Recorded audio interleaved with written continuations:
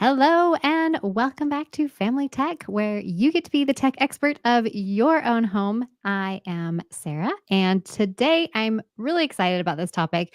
It is definitely one that a lot of parents ask me about kids accessing explicit content, and Mhm. it is something that they're so concerned on. And I love this book. I've been recommending this book for a while that Kristen has written. So I wanted to bring Kristen on and talk about kids and pornography. So Kristen, tell us a little bit about yourself and what you've got going on. Well, thank you so much, Sarah, for having me with you today. Yeah, it's a topic that a lot of parents are concerned about, and then other parents don't want to think about, right? True. Just don't even want to consider. But we need to because it's a reality. I mean, there's awesome things out there, but there's some dangers. So let's prepare our kids with digital defense skills is what I say, and help them along the way. But yeah, so you asked me to talk a little bit about myself. I'm have two grandchildren, two young grandchildren, and um, three children that are grown or waiting. One is waiting for me in heaven, and I started this whole kind of mission to help parents deal with this topic years ago when a mom came to me and told me about her 17-year-old son who was looking at pornography and then acting out on his younger brothers and sisters. And unfortunately, this has become a tidal wave of, what's really happening out there. This problem of um, sibling sexual trauma is just growing. It is fueled by earlier and earlier access to pornography. So I'm really glad to be able to empower parents to deal proactively, positively with this problem instead of, just being afraid of it. We can do something. Yes, and that is why I love your platform and love what you've got going on because I'm the same. I want to empower families to access technology in a healthy way, and not be afraid of it. And so that's Right. what I really love about your approach is we're going to talk about this. We're going to do something about it because it's not something we can avoid or put our heads in the sand. Yeah, it's not. And really, once you start doing something about it, it is really not as, not as big and bad a issue. Like it's not as hard as you think once you get started. And so hopefully, some of the resources that we have will really help you. We have a free guide called, how to talk to kids about pornography. You can get that at defendyoungminds.com and download that, and it's really helps you to get educated yourself, to arm your children, and to continue the conversations. So I highly recommend everyone go ahead and download that. It's free and it's very, very helpful. Yeah, absolutely. So, and we kind of just touched on this, but many parents are shocked at how the age of the first exposure to pornography happens. They're talking to me like, I haven't talked to my 12-year-old about sex or anything like that. And I'm like, it's go sooner, earlier, earlier. Mm-hmm, So, mm-hmm. what do you think it is that by the age continues to get lower the first exposure to pornography? Because kids are getting access to devices earlier and earlier. Yeah. And so when you have, you know, young children with these powerful, powerful computers in their hands that basically um, anyone in the world can access them through here, and they can get so much content. I think parents don't realize, they just don't. And maybe a mom, like, she doesn't see these things come up on her social media, or she isn't targeted, but Right. her child might be targeted. So younger and younger, when I wrote Good Pictures, Bad Pictures, Porn Proofing Today's Young Kids, that was back in 2014, and we've updated it with newer additions, but since then. But when I first published that, I had people really pushing back because that was for like 7 to 11, right? Mm-hmm. But I saw that that's when these kids were getting, access to this material, getting harmed by it. And so I could see that, this is when they need to, this is when we need to do the intervention, right? Is when Right. they're starting to see it. And I had pushback on that, like, why would you ever talk to a 7-year-old? And even to this day, I get people saying, you're destroying their innocence. You're taking away I'm like, no, a child that knows what pornography is enough to reject it, enough to recognize it, why they need to reject it, and what to do when they see it is so much like they're equipped to maintain more of their innocence Yeah. than a child that has no clue and is caught off guard. So yes, younger and younger children. But the thing is that then I'm giving a presentation and a mother comes up and she goes, well, do you have something for 3-year-olds? And I'm like, 3-year-old? It felt like someone like sucker punched me. And I'm like, what? And but then I looked around and every kid's on an iPad Mm-hmm. or some tablet. And I'm like, no wonder. So it was several parents coming to me and saying, we need a book for younger children. So that's when I wrote Good Pictures, Bad Pictures Junior. It's that one. You've got it. Awesome. And both of them became #1 bestsellers on Amazon, which means something, right? For sure. I think it really means that there's a need. It's Yeah. feeling like a need. There's a real need out there to have a way to talk to kids in a comfortable way and educate them, give them, a definition, a warning, and a plan. So Yeah. what it is in an age-appropriate definition, why it's harmful to your growing brain, and what to do when you see it. So definition, a warning, a plan, both books do that in slightly different ways that are age appropriate. Yeah, absolutely. I have both books here.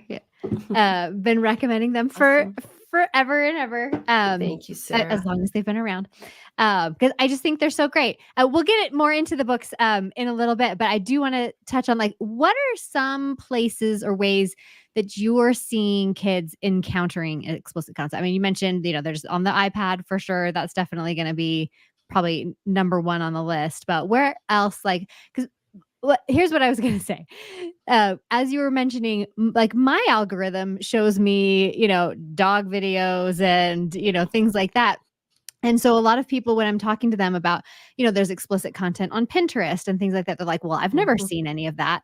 Well, yeah, you haven't, but, a kid just browsing around can encounter it. So, like, some people are surprised at where they can encounter it. So, where are some Yeah. places that kids are coming across it? Yeah. Well, anywhere online, For anywhere on sure. the internet, any app. Mhm. So you mentioned Pinterest. Yeah, I know a kid that um, that's where he as a 9-year-old, he was like, Mom, could I just have a Pinterest account because I want to learn how to make pancakes or something? You know what I mean? When he really he knew because of his friends, Mhm. that's where he could access pornography. And so we tend to think, and I just heard of, kids like they'll play Roblox, right? And they'll get a little app to edit their skins, Mhm. and to make different costumes, right? And so in that app, some of those apps allow, you know, strangers to contact them. So if you have any app that somebody can contact them or they can get through that app out to the internet, Mhm. um, they can, whether it's a Kindle Fire, if it's connected at all to the internet, there's probably 99% sure a way to access pornography through it. And that becomes a real challenge for parents. That's why we have, on Defending Minds, on our Instagram account, on our Facebook account, on our, and in our articles that we publish, we have tutorials. We have a lot of help with some of these technology, the devices and how to make them safer, because I'm not going to say they're going to be 100% safe. Thank you. I Safer. totally agree. Yes. And obviously you do that. That is the thing that you are doing such a great job at. We're all just trying to help educate our, the parents to really do a job that in many ways they shouldn't have to be doing. But that's the reality, right? We can say we shouldn't have to, but there's the ideal, Right. and then there's the reality. Yeah, for sure. And another thing that I think about too is, parents who think, oh, okay, my house is completely locked down. My kids don't have access to any devices. Where are those kids getting access to explicit content? Their friends. Exactly. Yep. Some kids will have a burner phone. Burner phones are phones that they can get, with some of their extra money that, and they can purchase, and it can go through Wi-Fi. Mhm. So it's not connected to Verizon or something like that, but it's connected to your Wi-Fi. And you Right. may not know that you've got another device. So they're getting that. I mean, even libraries these days I don't know if every state, but it just seems like a lot of public libraries now do not filter out pornography. Yeah. So Wow. people can get access to that in just a public library. And maybe that depends on, but you ought to check that out. You ought to make sure, you ought to go to your library and ask that Yeah. specific question if it's being filtered. And social media, any social media platform. And again, they're friends, you may feel like they have everything locked down the minute they walk out the door. And the thing is you don't want to like mistrust your kids. You want to totally trust them. Listen, I'm a veteran mom. I found out things about what my kids were sneaking, and they're good kids. They were good Right? kids. Yeah. But they wanted to do what they wanted to do. And if they found a way to kind of sneak, what's the harm? I found out things when they were adults Yeah. I did not know was going on. So don't be like me. Don't be like me. And in any case, am I frozen, A Sarah? little bit. Yeah. I don't know what's going on. Let's see. Hopefully I'm going to Yeah, not sure. get back to, I'm going to click off some of these. Okay. Well, can you still hear me? I can still hear you just fine. Okay. So. Well, maybe Maybe the rest I'll of get the interview. unstuck. I hope I'm not going to look like this the rest of the interview. At least you're not making a really crazy weird face. At least we've got that going for us. I don't know if there's anything I can do at this point to change this. Usually when this happens, I'm about to like leave the building, as it were. Like, and I'm out. And let me just like kick you out of here for just a second and add you back. Okay. Nope, you're still there. Or maybe just like turn off your video feed and turn it back on. Oh, okay. Let me just see if Like I can stop do the that. camera and then turn it back on. Stop the camera. Stop cam. Start cam. Oh boy. Still there. Is there any settings that I can? I'm so sorry. No, it's fine. It's fine. Has this ever like happened before? Not like that. I've had somebody say like that they thought the video went out, but their video was totally fine the whole time. So, but you can see that I'm stuck. I can see you're stuck. Yeah. Oh boy. Okay, I'm going to try stopping it again. Yeah. Let's do it for a few seconds. Maybe it'll actually stick. In Yeah. any case, In any case, yes, they're seeing it everywhere. That's what. unfortunately, it's like air pollution. Mhm. You really need to like believe that kids can get access to it and really kind of inoculate them against it. Yeah. Let me see if I oh gosh. Oh He just dear. really likes Well, that image of you. yeah, I'm not sure again what, what let me see if I can um If you have any mm, other, like, tabs running or anything, maybe. I did get rid of like as many Yeah, tabs as possible. yeah, Let's get rid or of any this other one. programs. If I'm gonna reload the page and just see what happens there. Okay, yeah, that sounds great. Yeah, you can just, like, pop out and join back in. While she's hanging out outside of the thing, if you do have any questions for Kristen or for myself, definitely put that in the chat or the comments. I love that my friend Annika, who is my friend Sarah, inside joke, is, has been talking. But yeah, I actually am surprised about libraries. I had no idea that, libraries, had access to explicit content. That's a new one for me. And let's add Kristen back. Okay, so now I'm here, but I start cam, but it's not letting me do the camera. I'm so sorry. Oh, no, you're Let's totally see fine. if we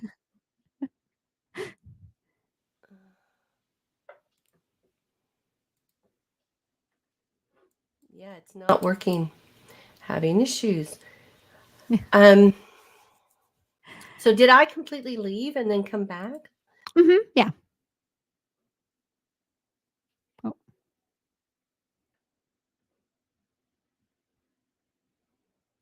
now I think your mic and, camera are gone, so I can't hear you now.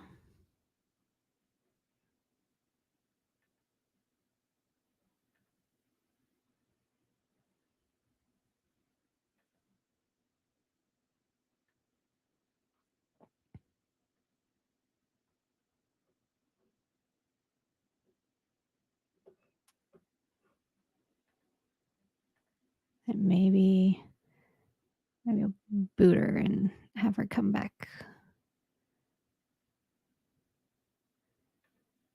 Alright, I just kicked her out, and we'll see if she can come back. But yeah, if you have any questions at all, for sure, definitely let us know in the chat, or in the comments, and we will get those answered for you. But let's see if we can get her back. Um,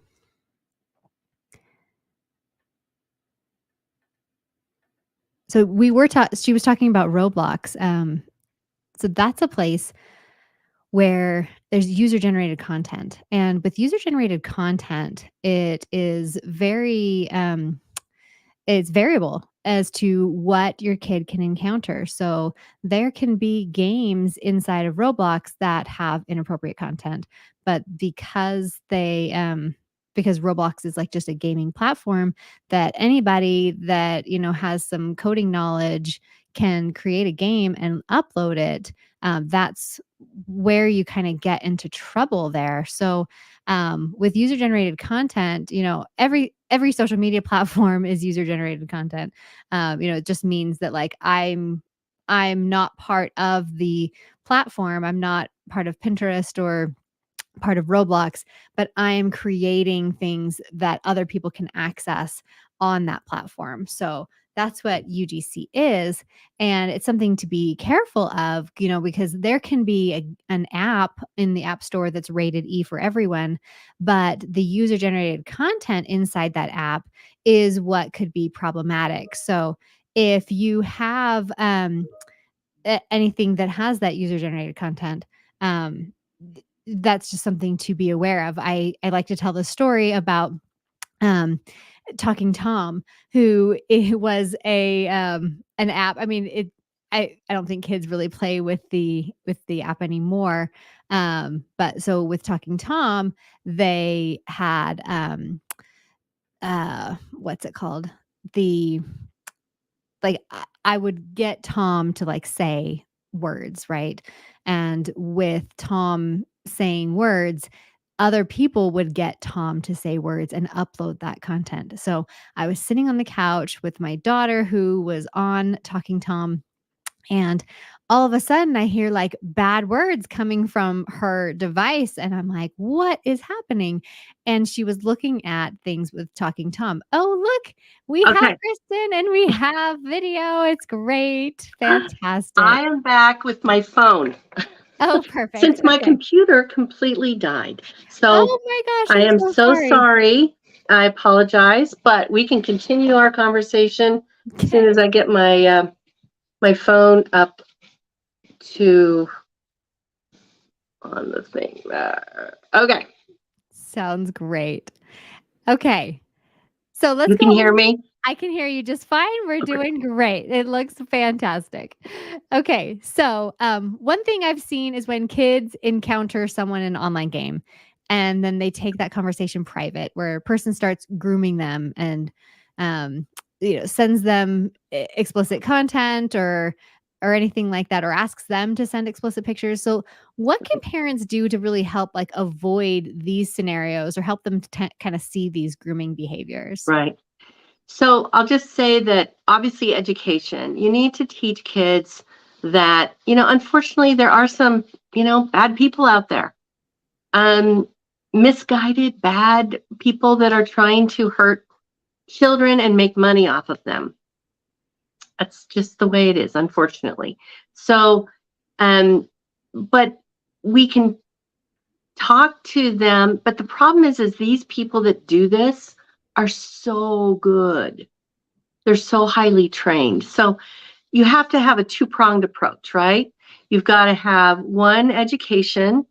So you teach your children some of the red flags, teach them to keep their information private, never mention the name of their school, their town, um, anything. But and it's hard because you don't want to raise your kids to be untrusting, but it's just I don't know. So you have to teach them that you don't really know who you're talking to. Really don't know who you're talking to. And if they start to ask for things like a picture, that's a red flag, right? That is a red flag. So not gonna let you do that. Not gonna do that. And when that happens, if that happens, come right to mom. But the second thing is we have to monitor. Yes. Our kids, their brains are not developed till after they're 20, right? So at a very, at 13 or 14 or 12, I mean, they need our prefrontal cortex, right? Yes. They need our prefrontal cortex. They need help. So we need to monitor. I just saw a story where, a mom had done all the things, right? And limited the apps that her child could have. Um, but somebody had contacted the child through this, like I said, editing Mhm. app and was so slick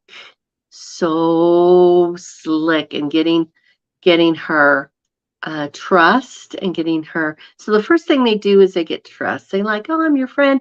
And then they start to try to distance the child from their family, Mhm. find some weakness. Oh, your mom got mad at you. Oh, your mom doesn't really understand you, or your dad, or your parents, or your whatever. And they Right. start to like isolate the child. And they're just so good at this. They're like psychologically very equipped with the tools to overcome a child that is really, um, vulnerable. Right. So it's two things. We do have to talk to our children and we do have to monitor. And they need to know that we're doing this for their own, we're not trying to, harm them. And then the third thing I would just say is like, parents, you're not always going to be popular with their kids. Your kids are not going to like you all the time. They're not going to like what you do. They're not going to appreciate everything you do for them. Um, Like, get that expectation off the table. Yeah, for sure. So You're not you gonna be can, best buds with your kids. yes. And, I was not popular with my kids all the time, Yep. but I think now as adults, they can see why I did certain things. And um, so, yeah, that I would just put that out there. It's okay to not be popular with your kids all the time. And it's okay that, and maybe we could talk a little bit about privacy. Yeah, Do kids do kids deserve privacy? It's not so much if they deserve it, it's that privacy for a child in this day and age is putting them at risk. It yeah, is making them more vulnerable. So if you think you want to give your child privacy, you're actually making them more vulnerable to predators, because predator will love nothing more than a child who has been given full privacy by their parents. So I would give up the idea of privacy yeah. until they are honestly 18 or out of your house, um, because again, prefrontal cortex not completely developed, um, still vulnerable. And again, it's not that they don't deserve it, it's just they can't handle it, right? It's not Right. age appropriate for them. And that's one thing, I get so many comments on my YouTube videos, from teenagers and from kids, like, when I'm talking about parental controls and monitoring and things like that, with exactly that, like, "Oh, your kids are gonna put you in a home," and I usually respond like, "I can't wait. Sounds great." Um, but they really harp on this whole privacy thing, and my big thing is even adults don't have privacy online, so why would you expect to have any privacy online? Because, you know, I watch these court cases, and I've said this a few times, but I watch these court cases, and the amount of data that is coming from our phones to, the like, and the prosecutor will use all of this data that's coming out of your phone to, say you were here at this time and you were doing this and you were doing that, even how many steps you've taken and everything like that. So, no, I don't even have privacy. So, you should have no expectation of privacy when I'm still trying to keep you safe. Right. Absolutely. I absolutely agree with that 100%. And I think kids can use this whole privacy thing, to get what they want, which is freedom Right. and no controls. And, we can all remember that time, Right? but, what we wanted as kids and what was good for us probably were two different things. So, Yeah. um, again, we gotta kind of step up and be parents and not necessarily just be their pals or their friends. There's a time and a place to be a friend to your child. I think, once I think my kids now, they're older, and, we do have we have a much more friendship based, in a sense, Right. relationship. It has changed. Um, Mainly because I don't get to tell them what to do all the time. So Yeah. but that's okay. Right. It's their journey now, and they get to take it. I used to tell my kids, you know, I'm going to try to do this here. You're fine. You're going to grow. You're going to be 18 years old. Between now and 18, or when you're financially independent, um, you get to make all these decisions. I mean, you don't get Right. You your don't mother get gets to yeah. have some input, right? I Right. get to make a lot of the decisions, and limits, right? But after you turn 18 and after you're an adult, you have the rest of your life to do whatever you want to do. Right.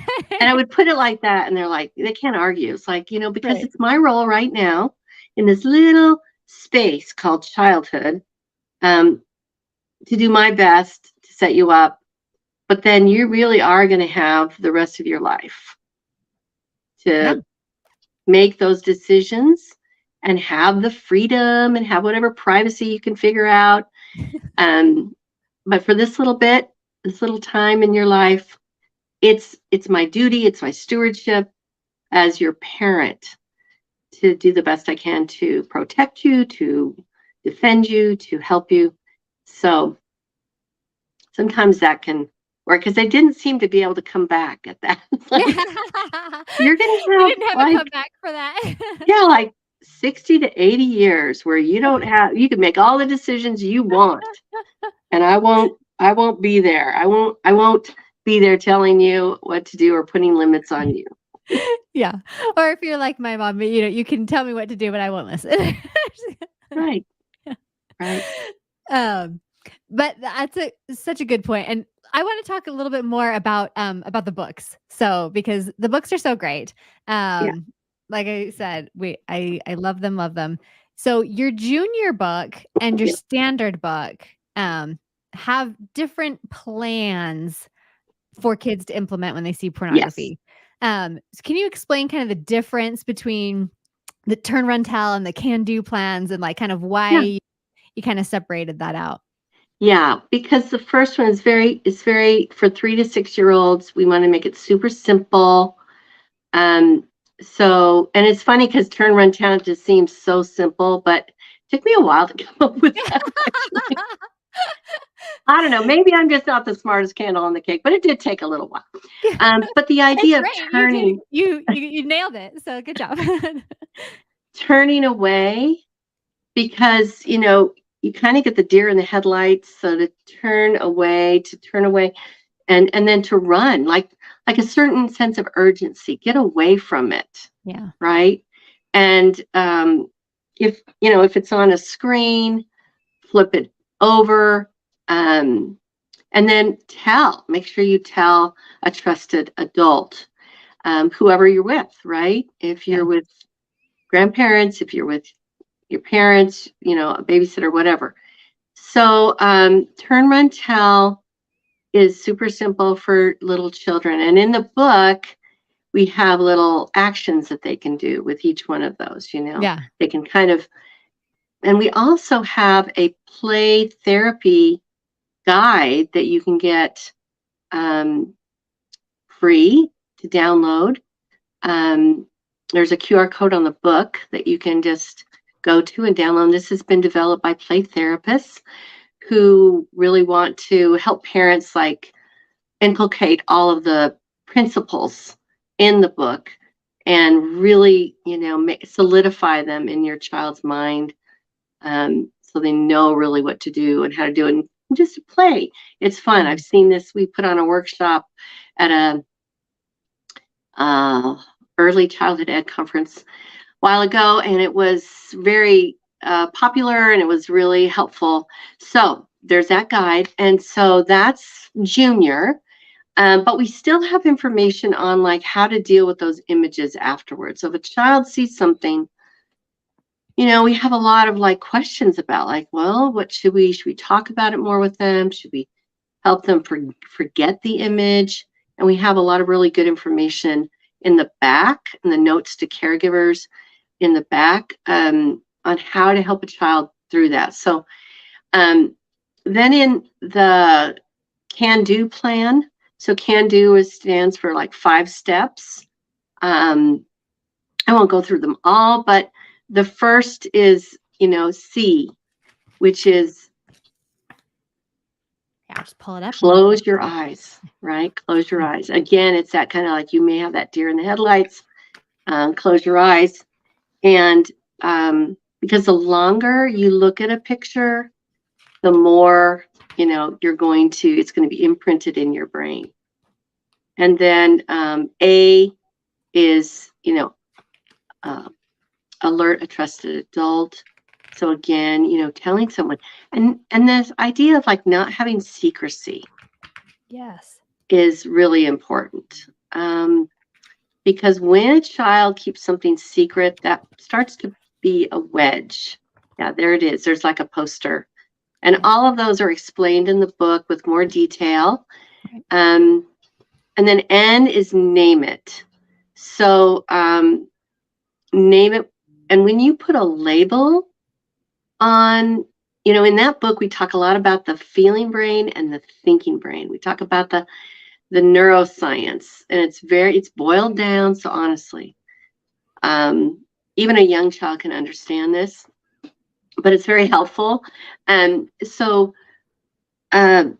just, those 3 steps, you should do that at the very, like, whenever you see something, do that first. But when you name something, what part of the brain are you bringing online? It's the thinking brain, right? Nice. It's the Yeah. thinking brain. So you want to definitely, help a child, bring that part of, because once their thinking brain is brought kind of online, it helps them to do action, right? It helps them to get control over their feeling brain, which is like, and so those are the 3 steps. Now, the next 2 steps, I won't go through, but it's basically what to do, how to give power to that thinking brain, and how to neutralize or forget, in air quotes, right? Sure. Those images, which are shocking, and the brain is designed to remember shocking images. So what do you do?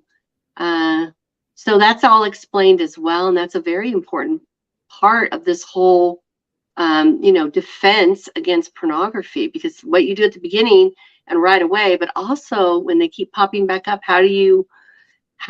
what are some cognitive skills to deal with that and to neutralize those? So those are things, and any age of child can use this. It takes some practice. Obviously, don't show them real pornography. Honestly, I've been asked that. I even saw somebody, I was on an earlier Instagram live, and I saw somebody's parent had done that. Like, you showed me pornography, use reverse psychology. And I'm like, no, don't do that. Let's Don't not. do that. We don't need to do that. So, and there's no bad pictures and good pictures, bad pictures. I've also been asked that. No, It's all good pictures. no bad pictures. Yeah.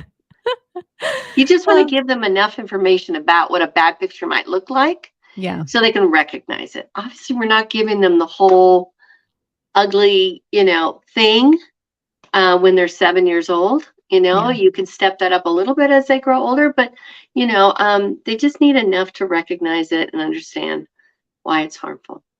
Yeah, I didn't have your book when my kids were littles because it didn't exist yet. But we've always had a lot of technology in the house. I've been in IT for 20 years, so it's just a lot of technology. And they had access to a computer, at like 3 or 4, and I always would say, like, if you see naked mommies and daddies, like, turn it off and come and tell me. I didn't have a wonderful resource like your book.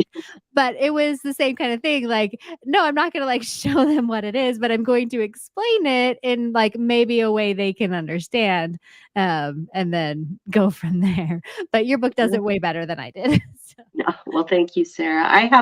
I know there are some people that are concerned, and they say, well, what you're doing is just saying nudity, and all nudity is not pornography, and you're making them. We do not shame the body at all. In fact, we take overt steps to say all parts of your body are good, including your private parts. But it's not safe, to look at the private, to look at these pictures, and it's not safe to take pictures of your own private parts and share them with others. So again, we want to nip that sexting or sharing nudes. We want to nip that in the bud when they're young. And also, that's very protective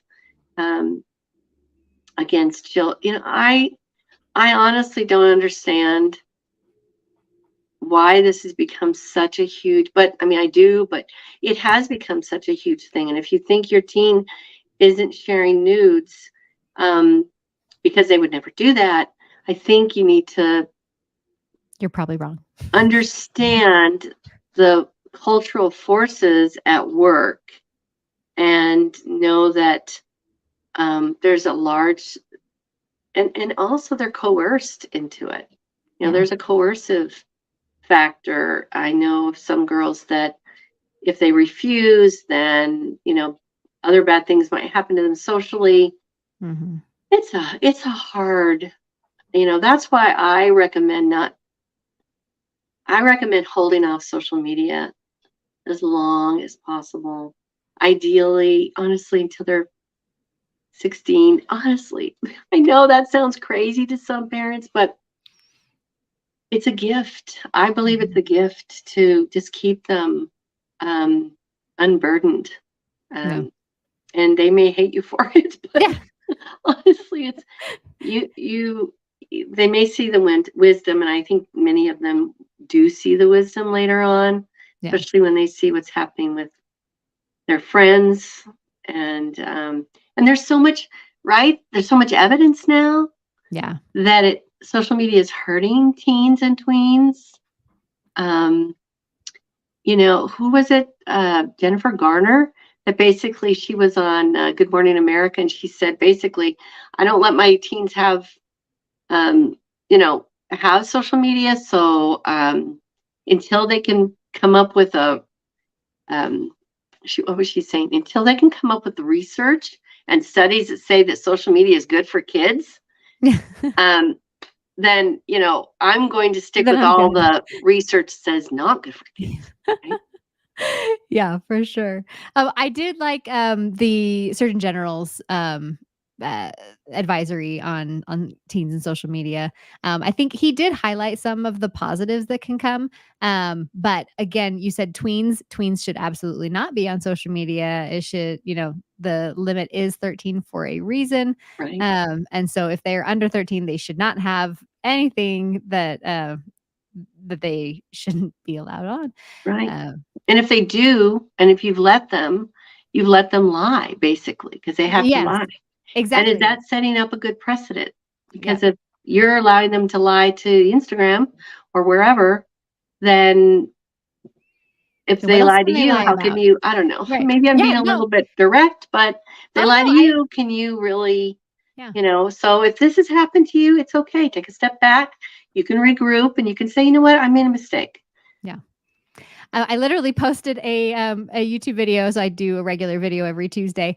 And it was the big mistakes parents make. And that was like number one mistake is lying about their age, whether you're lying about it to get a social media account or whether you're lying about it to make them younger for like some parental controls.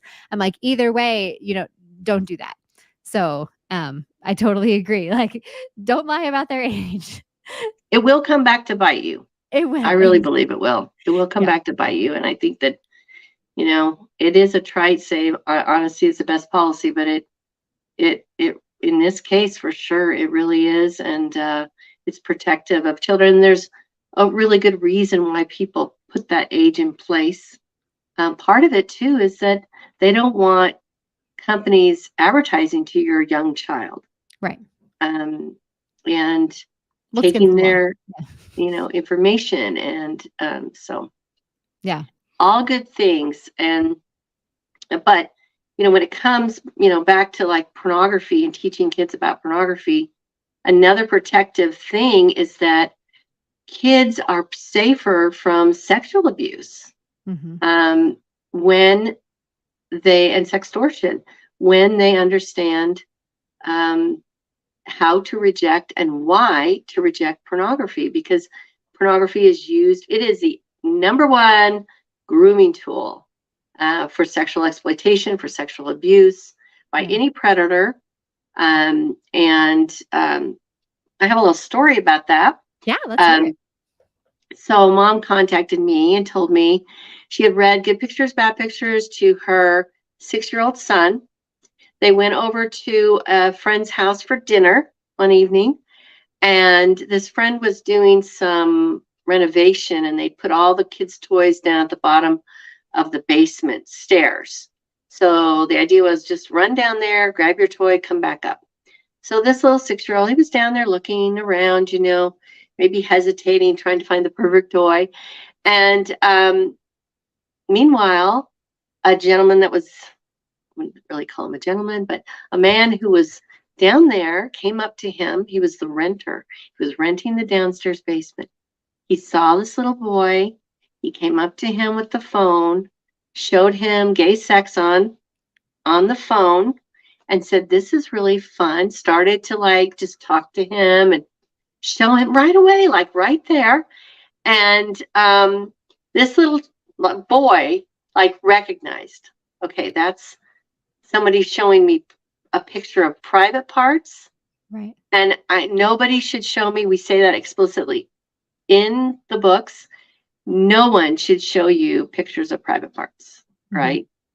And recognize that this was pornography, this was bad pictures, and he knew exactly what to do. So he ran up the stairs, told his mom, and I think that was the end of that dinner. And Clearly. but that kid, even though it's not his responsibility to keep himself safe, like I just want to, Right. I know that, but we live in such a tricky world, and so it's advisable to give kids some tools so they recognize and they can get themselves out of some tricky situations, and protect themselves when a parent isn't with them every single second. You wouldn't expect a few minutes down picking out a toy at your friend's house Oh, that's would be a crazy. dangerous situation. Never. Never. Yeah. But it was, in fact. So that's one reason. And there's just so many stories I have of kids that when they're shown pornography, maybe like another child's 9-year-old child was on the playground and playing with a friend, and there was other kids, and this kid came up to him and, hey, I want to show you something. Showed him pornography on his phone.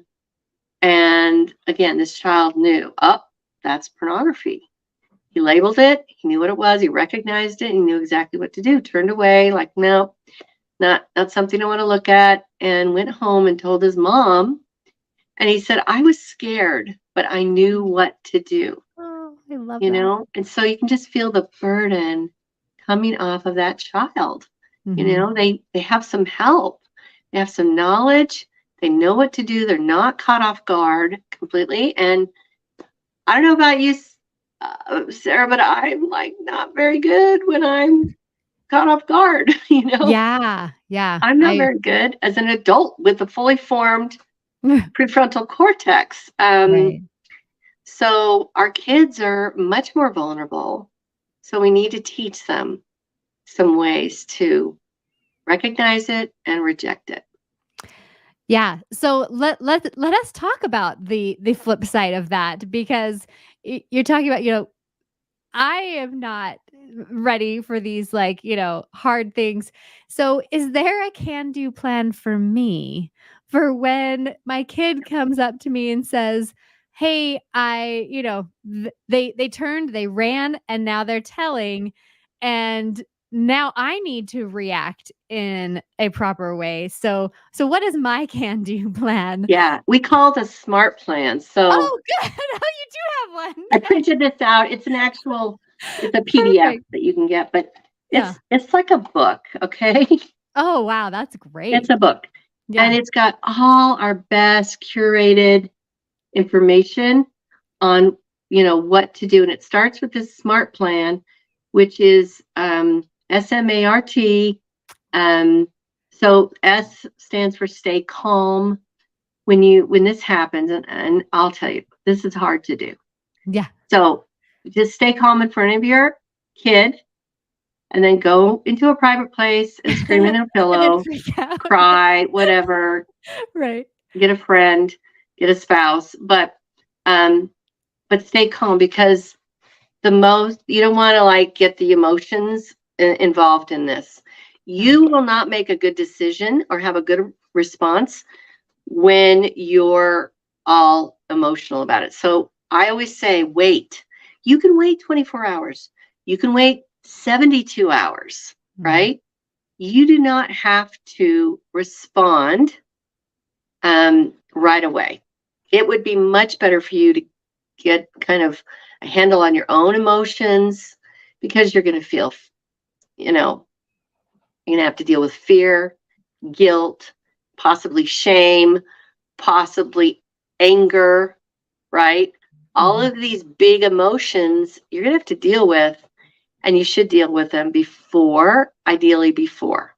Yeah. We do have some help if you kind of blew up and didn't stay calm. But ideally, stay calm and wait. I once had a friend who called me up. She was sobbing. I could not even tell what she was saying. And I finally said, "Do you need me to come over?" And I had like my car was in the shop. Oh, I no. called another friend. Can you drive me over to this girl? And so went into her house. She wasn't even answering. Found her in her master bathroom, just like, and I thought, did her husband die? Did he tell her Right. they were going to get a divorce? What is going on? She found porn on her 14-year-old's iPad, her son's iPad. And her first thing after she would have like calmed down, she was going to go to the school and rip him out of there. And I'm like, No. Hang on. yes. So then the next step is M, make a plan. So now that you've kind of calmed down a little bit, process some of your emotions, and hopefully realize that you're not in this alone. And what's happening to you has happened to many other parents, and it's not your fault. So let's make a plan. And we have questions in this guide, what to ask. And you don't want to make it the Spanish Inquisition, right? Sit down with an hour long What with have you been a doing? light in their eyes. No. Nobody expects the Spanish Inquisition. No, right? Nobody. But what you want to do is get some, make a plan. And there's certain questions that we recommend, but it should be kind of like a conversation that is not, you may want to get all this information like right away, but it's better if it's drip, drip, drip, and you build trust. I just want to say, I'll go back to the first one, stay calm. If you come in and you see that your child is, you can say, look, this is what I found. We're not going to have a conversation right now, but I've seen what's happened, and we're going to be talking about this at a later date when I've pulled some thoughts together. So, you can have that, but just again, try to keep your emotion out of it as much as possible. So make a plan, and then it goes on from there. 3 other steps that help you, develop a plan, develop a tech plan, help them to understand their own emotions involved in this. And then we have a ton of other articles in here. The Smart Plan Guide. It's called My Kids Saw Porn, Now What? We have, for example, we have a bunch of articles about from parents that their child was caught in this porn trap and how they managed it and what they did and what was helpful for them. So you learn from other parents. I blew up at my kid, 5 steps to heal your relationship, right? Nice. Good. How to help a kid who doesn't want help. Does my child need counseling? We help you figure that out. Even if your child, why good kids get pulled into porn. And if your child has developed a compulsive, habit, or then, a 7-step plan that you can teach them. And also just how to create a good habit, because when you're trying to overcome a bad habit, you need to replace it with a good habit, a positive habit. So just a lot of help in this. Really, it's an ebook. And you can find that on our website at defendyoungminds.com. So that's our best advice. We could be on here for 7 hours going through the whole thing, but I think it's probably easier to just, go check out our guide. Yeah, for sure. And actually, the next question I had for you, we have a listener that asked the same question, so I'm just gonna pull up his question. I always hoped my kids and I could talk about it just once and be done with it, but I think we get used to talking about awkward stuff on a regular basis. So the question I had was for parents who feel awkward about trying to like approach this situation, or not situation, but like just approach the conversation. What advice do you have for them to kind of like get over it? Get over. Um, well, first of all, I understand why it feels awkward.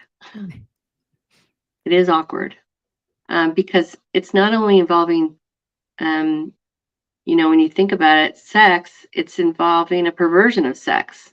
And you want to talk to your little kid about that? No. But the thing about the books, and I don't need to be making shameless plugs here, but like No, it I makes it plug super it all day comfortable. long because it's so great. Well, somehow, and honestly, it wasn't just me. I had so much help in writing these books, and not only help from other experts, um, therapists, and uh, other people that are really knowledgeable, but parents. We really had a lot of help from other parents beta testing these books. And if you go on Amazon, you can see we just hit for the one for older kids, a good pictures, bad pictures, just hit 3,000 reviews.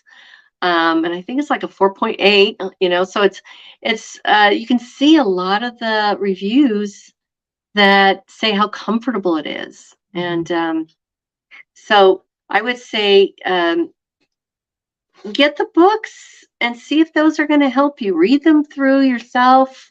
Yeah. If you need help, practice with, another friend or a spouse. I always find that practice definitely makes you more comfortable, but and they are designed to be read to kids even before you have the sex talks, but we highly recommend you start those by 7, because you're risking that, if you're not the first one there talking about sex, kids will hire porn to learn about it.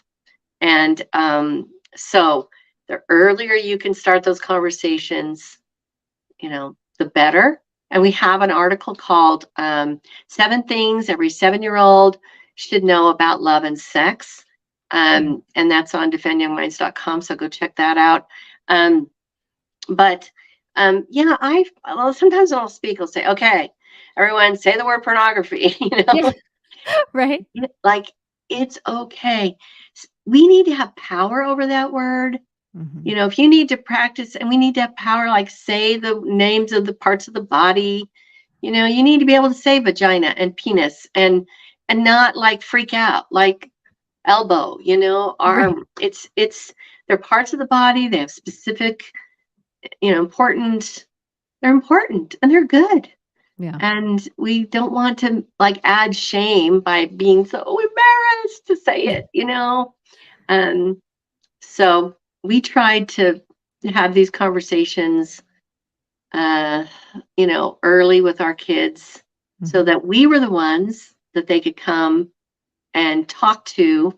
And I'll tell you, I had 2 daughters, and one daughter was really uncomfortable talking about this. Like, okay, got it, mom, fine, okay. If you ever want to talk about, yep, oh, yep, Got it. and the other one was like, can we read that book again together?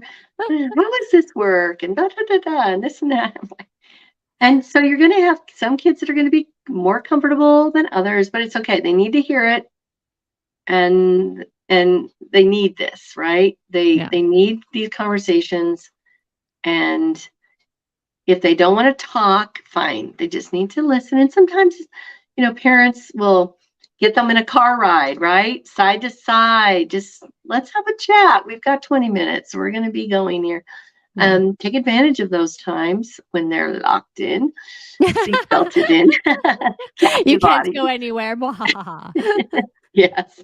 But sometimes it's comfortable not being like face to face on this. Right. I know another mom that would have these conversations with her boys when they were playing with Legos or doing, something else. And she would just start conversations and they could just kind of have it while the kids were kind of involved with some other things. So there's all kinds of ways. And we have articles on that as well.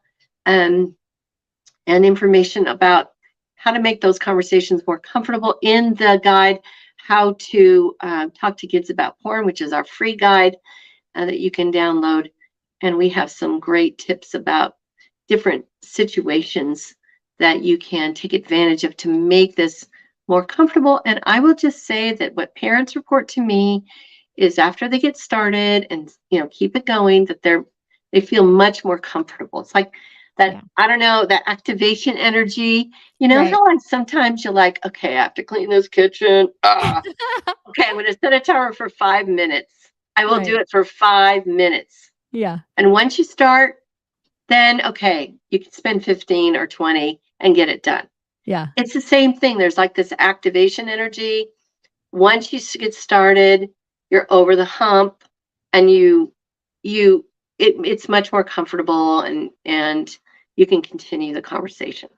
Yeah, absolutely. We did have a question from another person that says, please repeat where to find these resources. So let's be clear about defendyoungminds.com is Kristen's website. So make sure you check out defendyoungminds.com to get all of these like awesome free resources. I mean, you can buy the book on Amazon or the books. I would definitely recommend both, especially if you have little kids. But there's so much free resources just on the website alone. We do. We use basically when you buy a book, you are supporting our website. And most of the guides are free. Some of them are a nominal fee. But again, you're supporting our work. We really appreciate it.